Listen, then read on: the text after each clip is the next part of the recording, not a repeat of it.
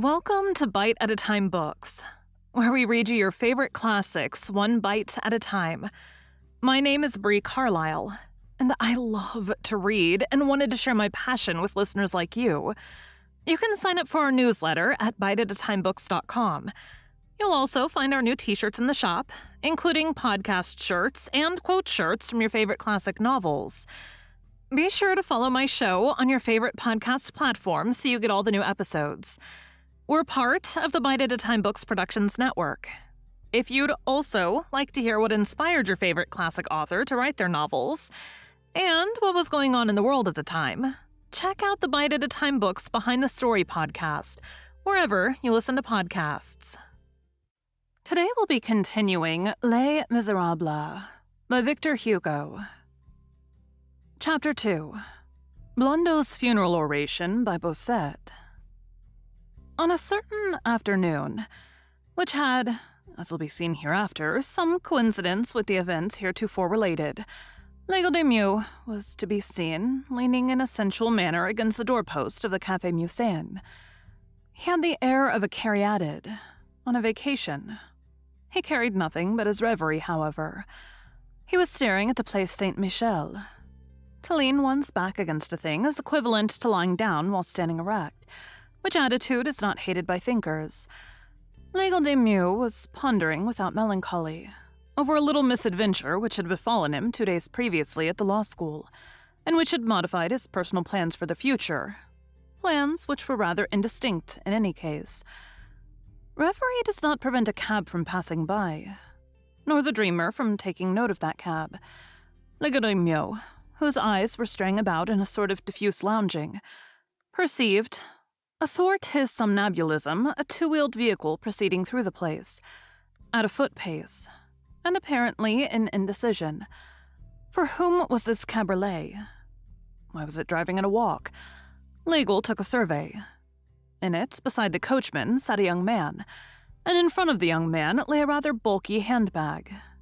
The bag displayed to passers-by the following name inscribed in large black letters on a card, which was sewn to the stuff: Marius Pontmercy. This name caused L'Aigle to change his attitude. He drew himself up and hurled this apostrophe at the young man in the cabriolet. "Monsieur Marius Pontmercy?" The cabriolet thus addressed came to a halt. The young man, who also seemed deeply buried in thought, raised his eyes. "Hey," said he. "You are Monsieur Marius Pontmercy?" "Certainly. I was looking for you," resumed L'Aigle des Meaux. "How so?" demanded Marius. For it was he. In fact, he had just quitted his grandfather's and had before him a face which he now beheld for the first time. "I do not know you." "Neither do I know you," responded L'Aigle. Marius thought he had encountered a wag, the beginning of a mystification in the open street. He was not in a very good humor at the moment. He frowned. L'Aigle des Meaux went on imperturbably. "You were not at the school day before yesterday." "That is possible. That is certain." "You are a student?" demanded Marius. "Yes, sir, like yourself. Day before yesterday, I entered the school by chance. You know, one does have such freaks sometimes. The professor was just calling the roll. You are not unaware that they are very ridiculous on such occasions. At the third call unanswered, your name is erased from the list. 60 francs in the gulf." Marius began to listen. It was Blondeau who was making the call. You know Blondeau. He has a very pointed and very malicious nose, and he delights to scent out the absent. He slyly began with the letter P. I was not listening, not being compromised by that letter. The call was not going badly. No erasures. The universe was present. Blondeau was grieved. I said to myself, "Blondeau, my love, you will not get the very smallest sort of an execution today." All at once, Blondeau calls Marius Pontmercy. No one answers. Blondeau, filled with hope, repeats more loudly, "Marius Pontmercy," and he takes his pen. "Monsieur, I have bowels of compassion." I said to myself hastily, "Here's a brave fellow who's going to get scratched out. Attention. Here's a veritable mortal who is not exact. He's not a good student.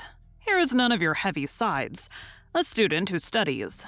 A greenhorn pedant, strong on letters, theology, science, and sapience. One of those dull wits cut by the square. A pin by profession.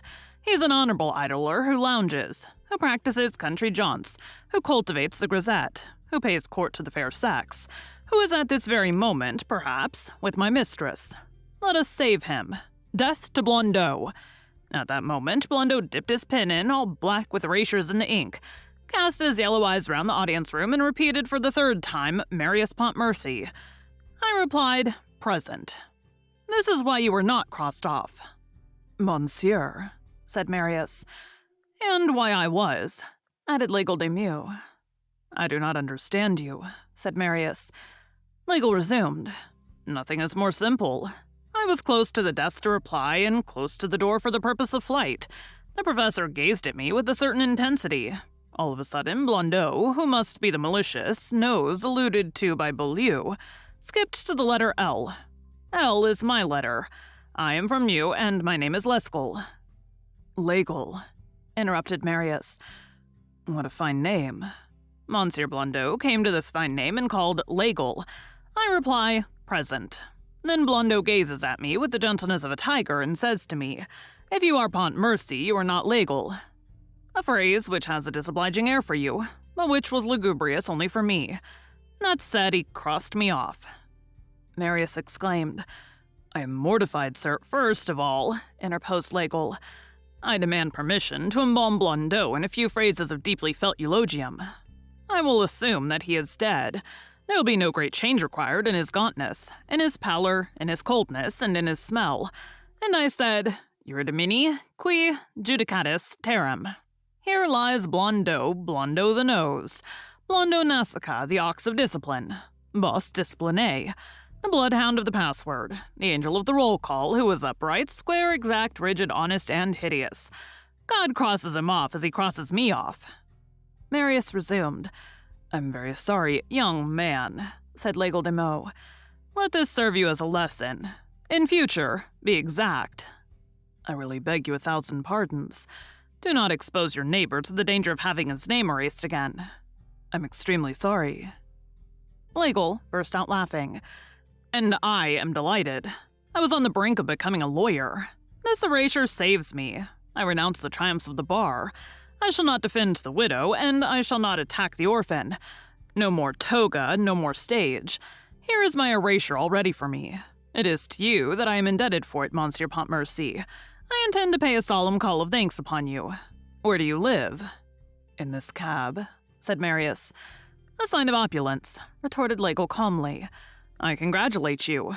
You have there a rent of 9,000 francs per annum."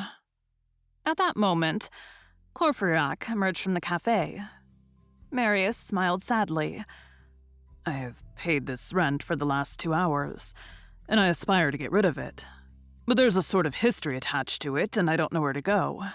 "Come to my place, sir," said Courfeyrac. "I have the priority," observed L'Aigle, "but I have no home." "Hold your tongue, Bossuet," said Courfeyrac. "Bossuet," said Marius. "But I thought that your name was L'Aigle." "Des Meaux," replied L'Aigle. "By metaphor, Bossuet." Courfeyrac entered the cab. "Coachman," said he, "Hotel de la Porte Saint-Jacques."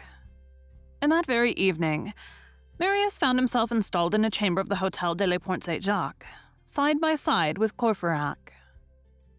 Thank you for joining Bite at a Time Books today, while we read a bite of one of your favorite classics. Again, my name is Bree Carlile, and I hope you come back tomorrow for the next bite of Les Miserables. Don't forget, you can sign up for our newsletter at biteatatimebooks.com. And while you're there, check out our t-shirt shop. You can look in the show notes or on our website, biteatatimebooks.com, for the rest of the links for our show. We'd love to hear from you on social media. You can find us everywhere at Bite at a Time Books.